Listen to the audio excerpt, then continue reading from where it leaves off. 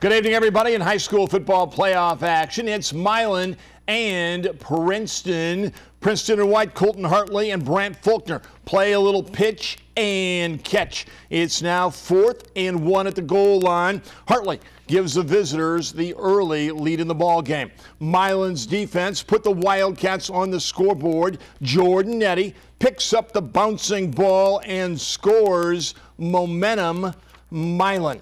Princeton, though, on defense, they would load the box tonight to stop the run. It worked early, 4 or 5 guys around the ball, so the Wildcats would air it up. Eddy finds Mason Thompson for 6. Milan would go on to win it 63-27. Schuyler County traveled to Shelby to take on South Shelby. And Cardinals here are driving Trace Windsor off tackle to get the offense moving. A few plays later, fake the handoff and the quarterback dumps it off to number 23. Clear path ahead of him, 8-0 with the 2-point conversion. Rams ball now, and Zach Smitter, he gets the carry and gets the legs going for about 7 yards there. First set of downs, Dalton Sively hits Brandon Wepker for a few more yards. Nice catch there in between a couple guys, but it's 4th and 6. Rams line up to punt. Shively takes off, grabbed by the face mask here. You see the flag come in there late, but it was only a 5-yard face mask penalty. Still 4th down. Rams have to punt, and South Shelby ball again. More Windsor. Big hole he finds, gets into the secondary, brought down inside the 30. Few plays later, Alex Bradford right up the middle, making it 14-0. Schuyler County falls 39-6. In other playoff games, Knox County lost to West Trent 48-24. Clark County beat Bowling Green 42-0.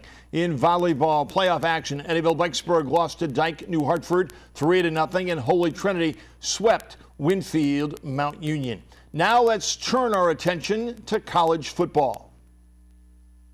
In college football, because of a scheduling conflict, Truman State will travel to Joplin for the 2nd year in a row to face Missouri Southern. Truman State lost last year 24-17, but they lead the overall series 15-9. With 2 games left in the regular season, it's time for the Bulldogs to pay attention to detail.